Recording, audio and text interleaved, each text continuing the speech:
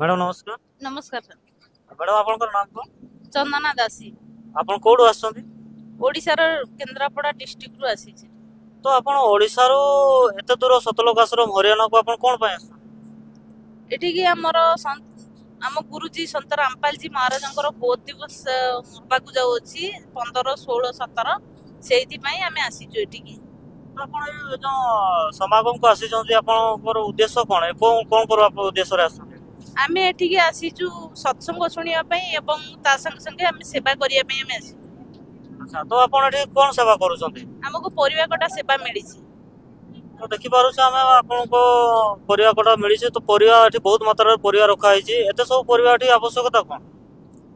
एठी हम संत रामपाल जी महाराज एठी सब व्यवस्था करिसंती लक्ष लक्ष श्रद्धालु माने आसुचंती सेहिति पई दिन राति आमर भोजन भंडार व्यवस्था हेची सेहिति पई परिवा कटा रे।